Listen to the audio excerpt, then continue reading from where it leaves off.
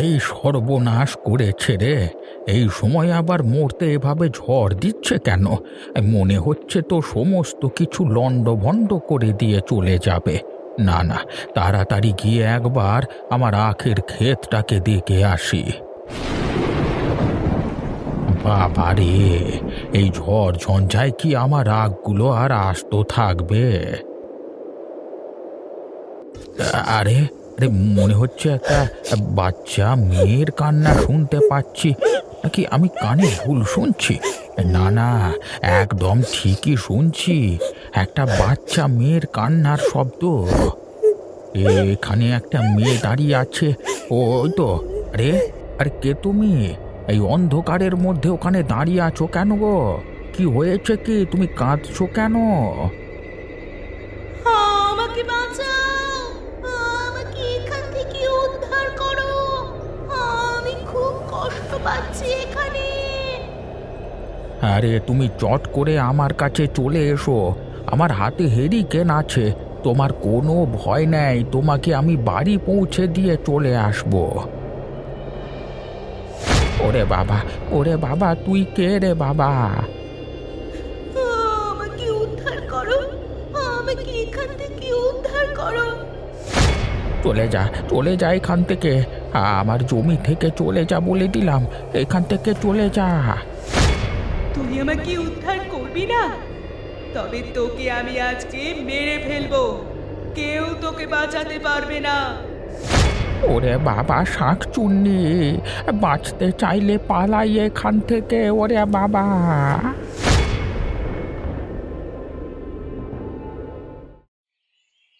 বুঝলি প্রশান্ত, অনেকদিন পর অফিস থেকে 3 দিনের ছুটি পাওনা হয়েছে। কত মিল দেখ আমাদের মধ্যে। 3 দিনের ছুটি পেয়েছি আমিও। তাহলে চল না, একটা কোথাও ঘুরতে গেলে হয় না? আমি ভাবছি আমার এক দূর সম্পর্কের পিসিমণির ছেলে, আমার দাদা মানে দিবাকর, তার বাড়ি থেকে ঘুরে আসবো। তা তোর দিবাকর দাদার বাড়ি কোথায়? দিবাকর দাদার বাড়ি একদম গ্রাম্য জায়গায়। শহর থেকে 2 দিন গিয়ে কিন্তু ভালো লাগবে। বাহ, তাহলে তো খুব ভালো। শহর হলে আমি এমনিও যেতাম না। চল চল, গিয়ে 2 দিন ঘুরে আসা যাক। সেরকম হলে ওখানে গিয়ে একটা ছোটখাটো পিকনিক করা যাবে রাত্রিবেলায়। এ তো মুখের কথাটা কেড়ে নিয়ে বললি আমাকে। গ্রামের নিস্তব্ধ রাত আমার খুব ভালো লাগে। কতদিন যে যাওয়া হয় না। বেশ আরাম করে ভরপেট খেয়ে নাক ডেকে ঘুমানো যাবে। হ্যাঁ রে, অফিসের চাপে তো ভালো করে খাওয়াই হয়ে ওঠে না। তাহলে কবে রওনা দিচ্ছি? আগামীকালই যাওয়া যাক, চল।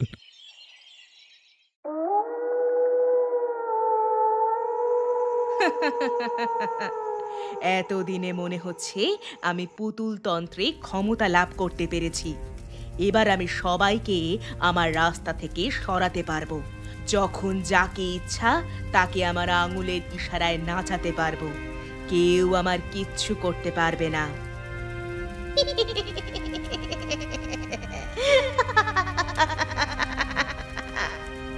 কে কে এইভাবে হাসে? কে? আমি আমি আজকে তোকে মেরে ফেলে আমার মৃত্যুর প্রতিশোধ নেব। এখন আর তুই চাইলেও আমার ক্ষতি করতে পারবি না। এখন তোরা সবাই আমার অধীনে।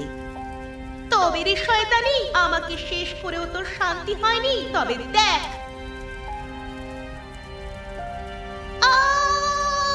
কি হচ্ছে? আমি এগোতে পারছি না কেন? আমি হাত পা নাড়াতে পারছি না কেন? তুই কি ভেবেছিস আমাকে হত্যা করা এতই সহজ? বললাম না, তোরা আমার কিচ্ছু করতে পারবি না। ছেড়ে দে, আমাকে ছেড়ে দে। আমাকে আর কষ্ট দিস না। আমি আমি মুক্তি চাই। হ্যাঁ, তোকে মুক্তি দিয়ে আমি আফসোস করি, তাই তো? তোকে মুক্তি দিলেই তুই আমাকে হত্যা করবি, আমি জানি। তুই আমার আত্মাকে ছেড়ে দে। আমার আত্মাকে বন্দি করে রাখিস না। যতদিন না আমি পুতুল তন্ত্র সম্পূর্ণভাবে নিজের আয়ত্তে করতে পারবো, ততদিন তোদের কোনো মুক্তি নেই। তোরা যতই ছটফট করিস না কেন, কেউ তোদের মুক্তি দিতে পারবে না। না, এটা হতে পারে না। সময় আর সুযোগ পেলেই আমি তোকে শেষ করব। যা, পালা এখান থেকে। না হলে তোর আত্মাকে প্রত্যেক দিন আমি কষ্ট দেব। দেহ ত্যাগ করেও তুই আমার হাত থেকে ছাড়া পেতে পারবি না। চলে যা এখান থেকে, আর কোনো দিন আমাকে জ্বালাতন করতে আসবি না। চলে যাচ্ছি, চলে যাচ্ছি আমি। এই পুতুলকে হাতছাড়া করা যাবে না, তাহলে আমার বিপদ।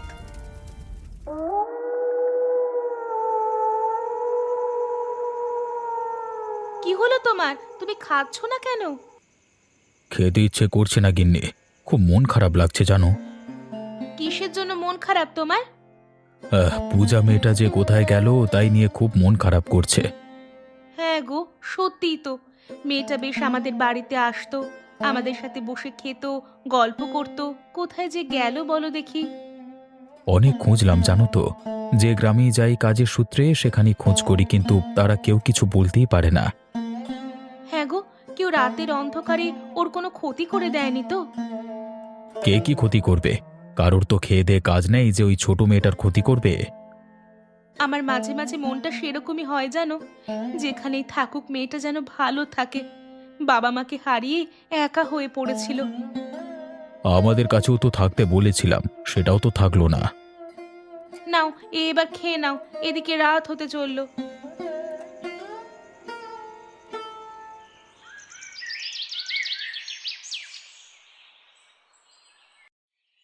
কামিনী, কামিনী, ভেতরে আছিস? তাড়াতাড়ি বেরিয়ে আয়। সব সময় ঘরের মধ্যে বসে থাকলে হবে না বলে দিলাম।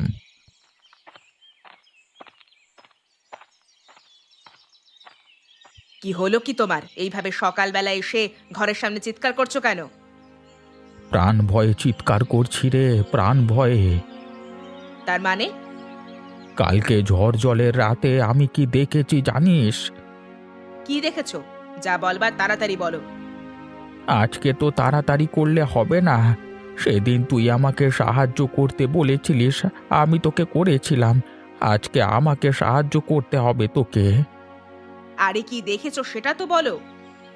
পূজার ভূত, ওকে দেখেছি আমি। বুড়ো বয়সে তো তোমার ভীমরতি ধরেছে নাকি? পূজার ভূত তুমি কোথা থেকে দেখবে? আমার কথা বিশ্বাস কর কামিনী, শুধু দেখিনি, ওর ভূত আমার উপর আক্রমণ করেছিল। আক্রমণ করেছিল? তোমার বাড়িতে এসে আক্রমণ করেছিল নাকি? না রে, কালকে আমি আমার আখের ক্ষেতটা দেখতে গেছিলাম, সেখানেই ওর ভূত আমাকে আক্রমণ করেছিল। তা রাতের বেলা তোমাকে একা একা বেরোতে কে বলে? হয়তো কেউ ভূতের ছদ্মবেশে তোমাকে ভয় দেখিয়েছে। না না, আমাকে একটা তাবিজ দে তুই, না হলে আমি কিছুতেই এই ভয় থেকে মুক্তি পাচ্ছি না। আমি তাবিজ করতে পারি না। মিথ্যে কথা বলিস নে কামিনী, তন্ত্র মন্ত্র সব কিছুই তুই জানিস। আমাকে সাহায্য করতে গেলি তোর যত দোষ, তাই না? দেখো কাকা, তুমি এখান থেকে যাও। আমার ভালো লাগছে না তোমার সাথে কথা বলতে। তোর একদিনে সময় আসবে কামিনী, সেদিন তুই কি করিস আমি দেখব। আমাকে মৃত্যু মুখে ঠেলে দিলি, তাই না?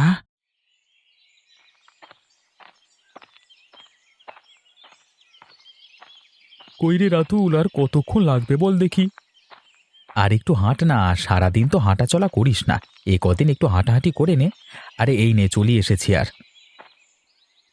তোর দাদাকে ডাক দে রে। কোথায় দিবাকর দা? বৌদি, আরে বেরিয়ে এসো, তোমার ঘরে কুটুম এলো যে।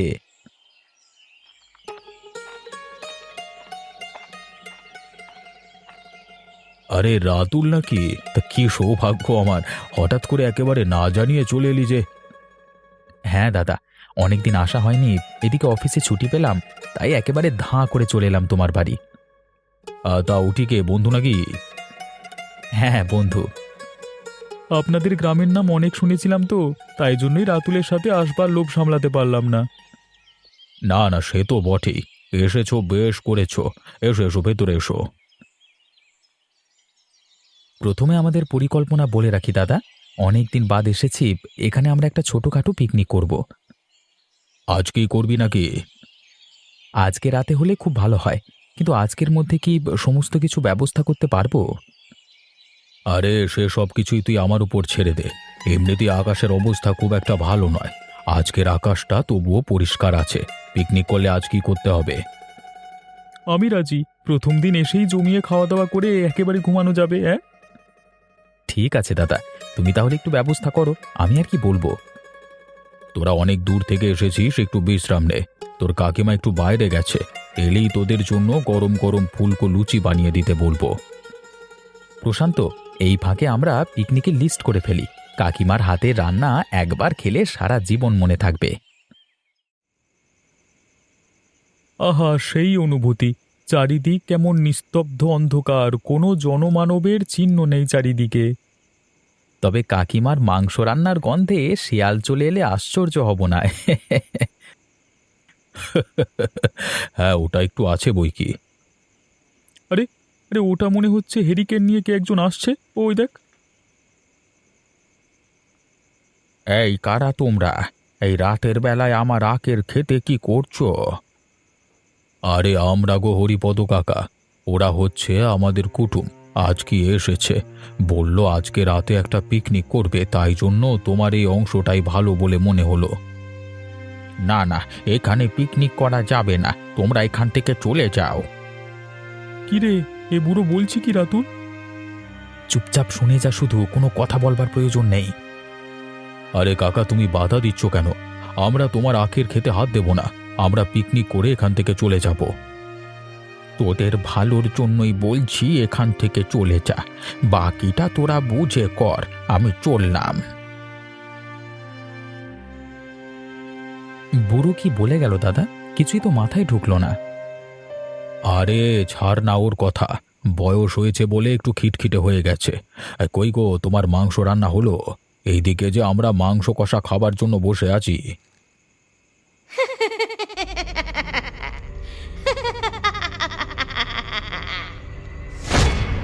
কতদিন পর এই মাংসের গন্ধ পেলাম, আমাকেও একটু দিও কাকিমা। ওরে বাবা, কি বলে এ কথা? কে? আমাকে চিনতে পারছো না কাকিমা? আমি পূজা। ওরে বাবারে রাতুল, ওটা কি ভূত নাকি রে? আমাকে ভয় পেও না, আমি তোমাদের সাথে খাবো, অনেক দিন খাইনি। ও মাগো, বাঁচাও!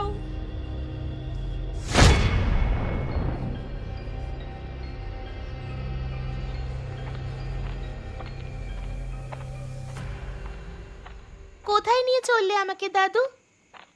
চল না, বাড়িতে একা বসে কি করবি, তার থেকে বরং আমার আখের ক্ষেতটা দেখে আসবি, চল। আচ্ছা বেশ, তাই চলো। এ কি কামিনী দিদি, তুমি এখানে বসে কি করছো? ও কিছু করেনি রে মা, ও শেয়াল তাড়াচ্ছে, দেখতে পাচ্ছিস না আগুন জ্বলছে সামনে। তুই আমার সামনে এসে বস পূজা, তোর কোনো ভয় নেই, আমি আছি। তুমি বিড়বিড় করে কি বলছো দিদি? চুপ কর, কথা বলিস না। ও শেয়াল তাড়ানোর মন্ত্র পড়ছে, দেখ না, এক্ষুনি সব শেয়ালগুলো চিৎকার করে উঠবে। পুতুল নিবি পূজা? হ্যাঁ, নেব না কেন, কই দাও দেখি। এই পুতুলটায় একবার হাতটা রাখ, তারপর আমি তোকে পুতুলটা দিয়ে দেব। লাগছে, আমার খুব লাগছে কামিনী দিদি। বেশিক্ষণ লাগবে না রে, দেখ ধীরে ধীরে সব কিছু শান্ত হয়ে যাবে। এবার পূজার অতৃপ্ত আত্মা এই পুতুলের মধ্যে এসে প্রবেশ কর, না হলে সারা জীবন এখানে মুক্তির অপেক্ষায় ঘুরে বেড়াতে হবে।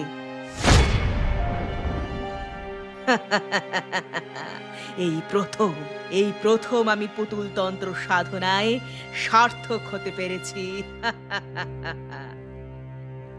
দেখ, আমি তোকে ঠিক একটা ছোট মেয়ে জোগাড় করে দিতে পেরেছি তো।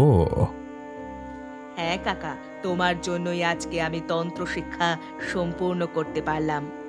আজ থেকে আমি অনেক ক্ষমতাবান।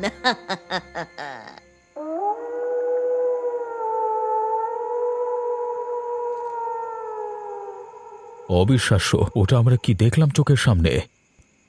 তোমরা বিশ্বাস করো, আমি স্পষ্ট দেখলাম ওটা পূজা আমার কাছে এসে মাংস চাইলো, ঠিক যেমন বাড়ির উঠোনে এসে আমাকে মাংস রান্না করতে বলতো। তার মানে ওই মেয়েটাকে তোমরা চেনো? হ্যাঁ চিনি। ওই মেয়েটা আমাদের খুব আদরের মেয়ে ছিল, কিন্তু হঠাৎ করে কোথায় যেন নিখোঁজ হয়ে যায়।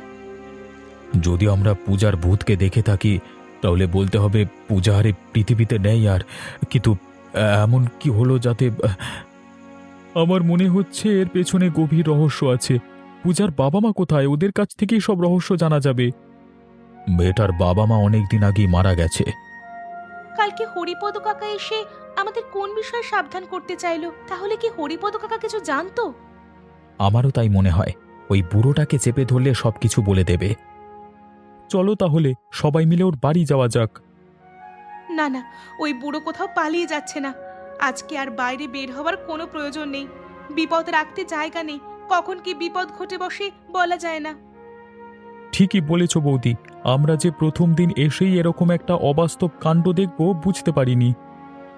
কালকে সকালে উঠে প্রথমেই আমাদের কাজ হরিপদ কাকাকে সমস্ত কিছু জিজ্ঞেস করা।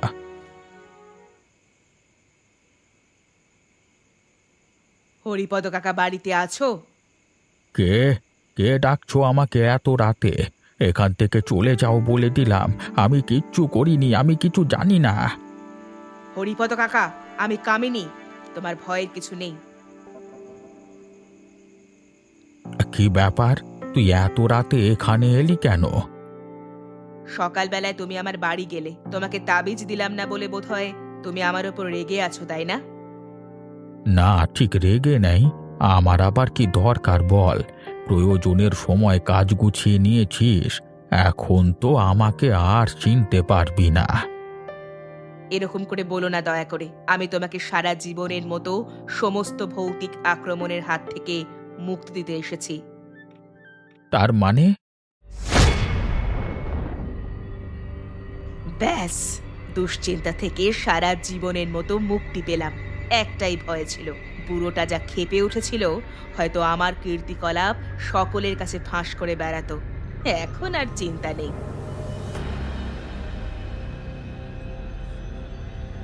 আমি একবার যাই, গিয়ে দেখে আসি বরং। না না গিন্নি, মোটেও না, মোটেও না, মোটেও যেও না। এ যেন এক নারকীয় দৃশ্য। হায় কপাল, এটা কোনোদিনও ভাবতে পারিনি যে হরিপদ কাকা শেষকালে খুন হবে। ঠিক দেখেছ খুন করা হয়েছে নাকি কোনো ভৌতিক আক্রমণ বলে মনে হলো? গলাটা কেটে মেরে ফেলা হয়েছে, তারপর জানি না কি হয়েছে।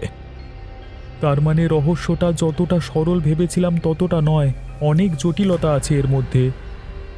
তাহলে এরপর আমরা কি করব? পূজা ভূত হয়ে এ কাজ করবে আমার বিশ্বাস হয় না। হরিপদ কাকাকেও খুব ভালোবাসতো। তাহলে এই কাজ করলোটাকে? তাকেই তো খুঁজে বের করতে হবে। সে কি আর প্রমাণ রেখে খুন করবে রে? খুনি যেই হয়ে থাকুক না কেন, তার মাথায় বুদ্ধি আছে বলতে হবে। খুব শেয়ান, আমার মন বলছে পূজাকেও সে কোনো কারণে হত্যা করেছে। কিন্তু সেই কারণটা কি, সেটা একমাত্র পূজাই বলতে পারবে।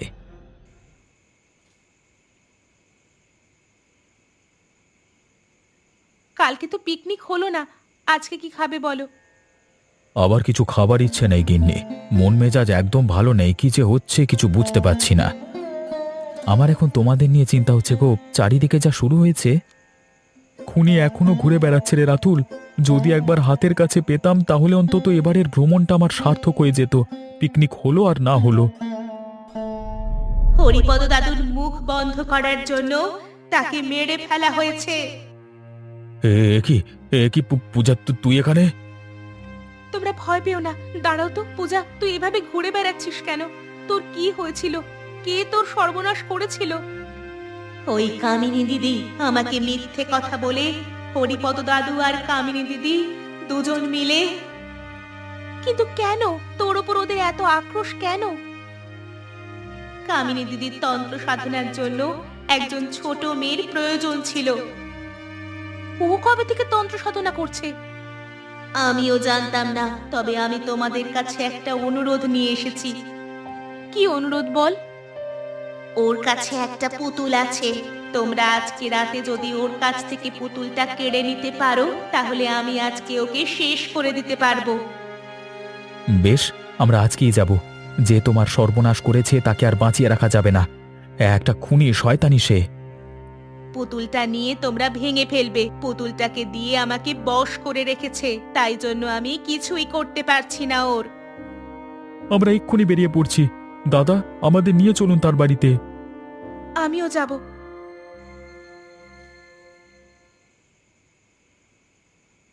কামিনী, বাড়িতে আছিস? একবার বেরিয়ে আয় না বোন, তোর সঙ্গে খুব দরকার আছে।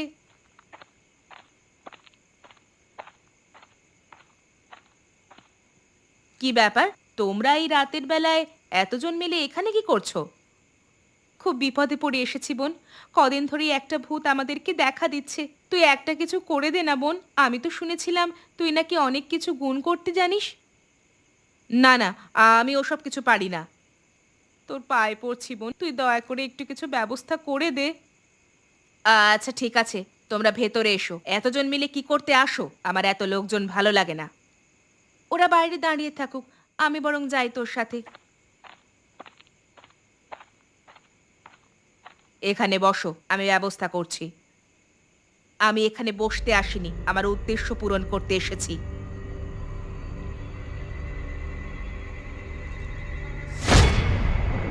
এটা এটা তুমি কি করলে?